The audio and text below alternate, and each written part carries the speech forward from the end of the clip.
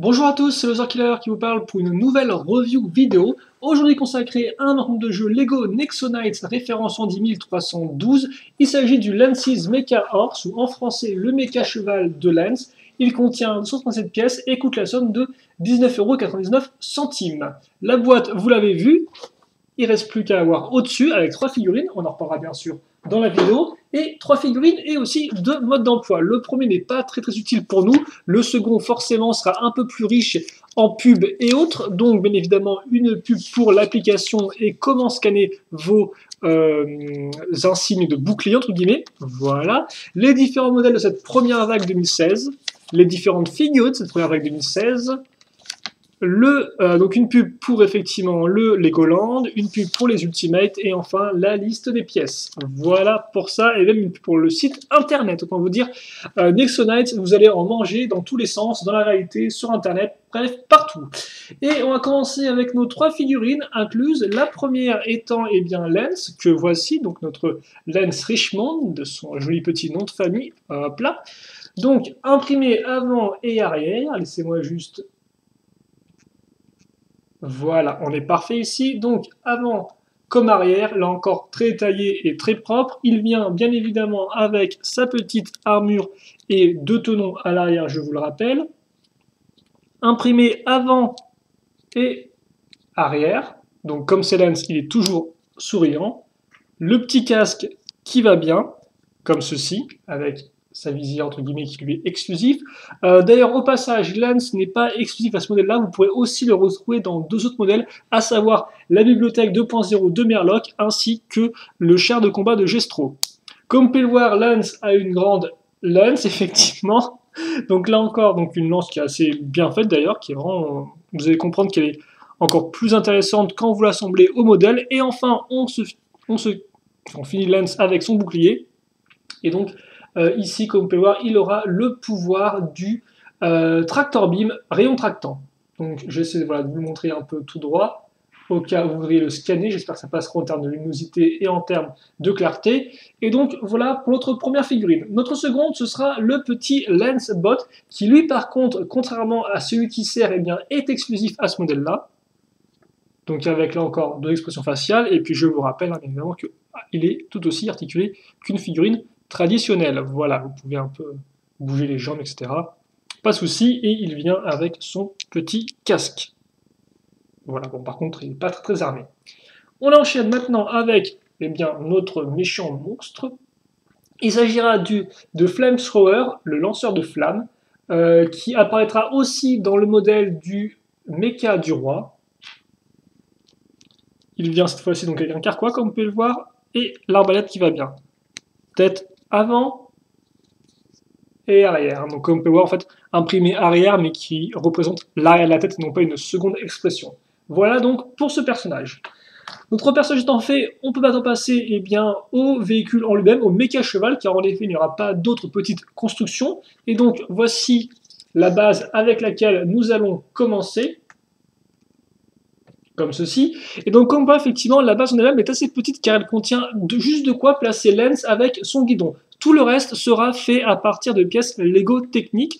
Et donc, à commencer effectivement par l'avant du véhicule qui, comme vous pouvez le voir, utilise des barres techniques. Au bout, une roue. Et de l'autre côté, la tête du cheval. Donc là, qui n'est pas terminée. Juste pour montrer un peu plus facilement les yeux ainsi que la jolie crinière, ma foi, transneon orange.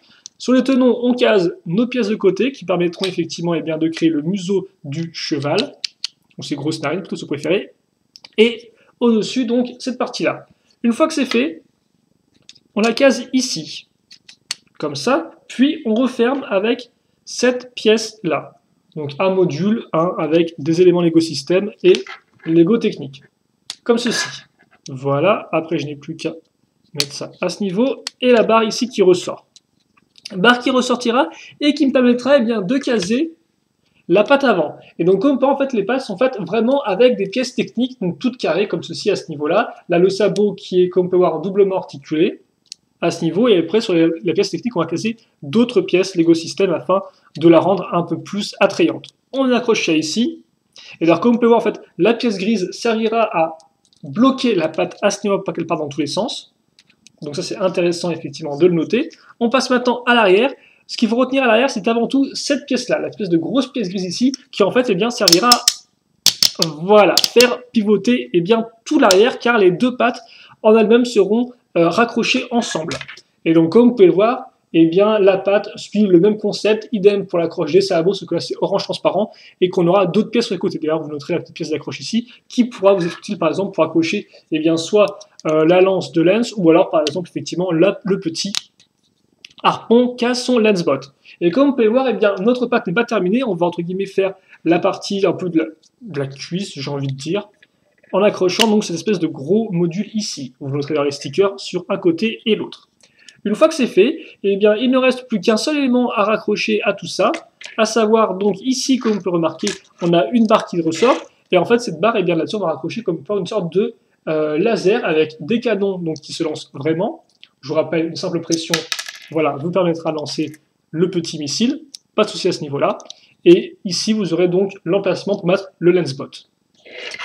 Et d'ailleurs, ça va un peu plus loin que ça, mais on le verra, je pense, un peu après coup. Car en effet, eh bien là, on a terminé pour notre cheval mécanique de Lance. Donc dans l'idée, maintenant, ce que je vais faire, c'est que je vais voilà, un peu peut-être rapprocher les pattes, je vais un peu bouger ça comme ça, je vais faire en sorte que tout soit bien droit, comme ceci. Alors, comme vous pouvez voir, je vais mettre ça comme ça, à ce niveau, voilà. Et donc, là, eh bien, j'ai mon cheval de terminé. Laissez-moi juste, voilà, centrer ça. Et après, on va pouvoir parler ensemble de dimension et plus si affinité. Donc, je vais utiliser juste ce personnage-là, en fait, parce que comme il n'a pas une lance aussi grande que notre chevalier blanc, on pourra mieux voir la comparaison de taille. Et donc, comme on peut le voir, tout de même, il est assez haut, assez élevé. Hein, voilà. Et donc, en termes de dimension, eh bien, nous sommes dans du 19 cm de long. En termes de largeur, nous sommes dans du 3, 8 et 11. Et en termes de hauteur, nous sommes entre du 11 à 14. Voilà.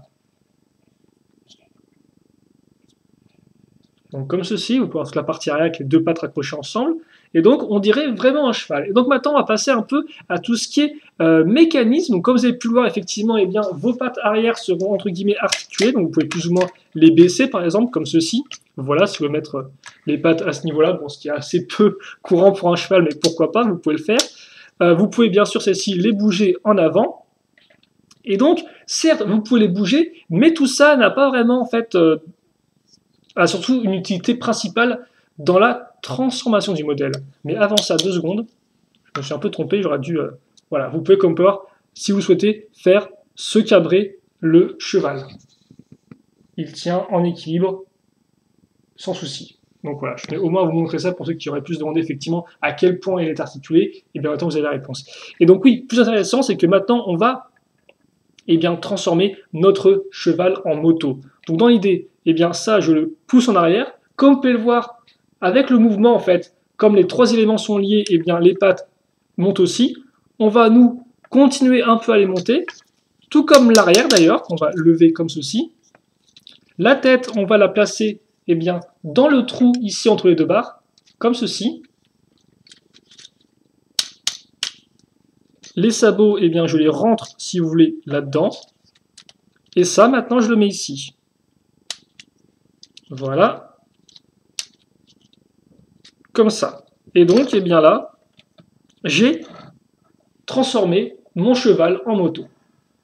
Mon cheval en moto, qui maintenant, en termes de dimension, eh bien, fait toujours... en fait, qui s'appelle d'ailleurs le turbo jouteur, si vous voulez tout savoir. Hein. Donc, qui en termes de longueur fait 23 cm, un peu plus grand. En termes de largeur, il fait eh bien, 3, 8 et 11, 5, effectivement c'est pareil. Et en termes de hauteur, il fait 8 cm. Comme ceci. Mais nous, ce qui va nous importer là, effectivement, ce n'est pas lui, c'est Lance. Car Lance, il a 2 choses qui l'intéressent. Tout d'abord son bouclier et sa lance. Sa lance qu'on va caser eh bien, au bout du canon. Et donc on comprend mieux effectivement le concept de turbo-jouteur, car là, comme vous pouvez le voir, vous avez vraiment une lance qui est assez grande. Petite affaire, et tant qu'on est là, on va accrocher son petit Lancebot à ce niveau, donc pas besoin de plus, hein, il tient bien. Et enfin, de ce côté, eh bien, on peut peut-être un peu ouvrir entre guillemets la portière. glisser notre lens, comme ceci.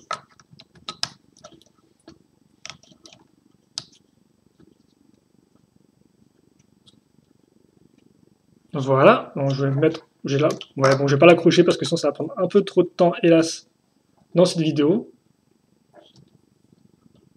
Comme ceci, et puis surtout, eh bien, son bouclier, je vais pouvoir le caser à ce niveau-là aussi, si je le souhaite. Et donc, comme vous pouvez le voir, c'est très pratique parce que maintenant, tous les éléments sont vraiment casés ensemble. Et donc, voilà, j'ai la moto qui est terminée. Et qui rend vraiment très bien, je trouve. Donc, eh bien, une fois que ça c'est fait, on peut passer au petit bilan. Qu'est-ce que je pense du modèle? Est-ce que je vous conseille ou pas? Et donc oui, effectivement, moi je peux vous le conseiller parce que c'est vraiment un modèle qui est très réussi, je trouve. Alors tout d'abord, les figurines, c'est un peu entre guillemets, j'ai envie de dire, c'était pas le point le plus fort du modèle, je dois avouer. Dans le sens où c'est un peu un mix, car vous avez Lens qui est disponible dans d'autres modèles, donc qui n'est pas vraiment exclusif. Le Lensbot, lui, l'est, et quand effectivement au lanceur de flammes, lui, dispose d'un autre modèle. Donc en clair, c'est pas les figurines les plus rares, et donc tout dépend effectivement de vos goûts personnels. Est-ce que vous aimez les petits robots? Est-ce que vous aimez Lens? Ou est-ce que vous aimez pas du tout Lens parce qu'il a un caractère vraiment de. un seul caractère de mec un peu trop arrogant pour sa propre personne?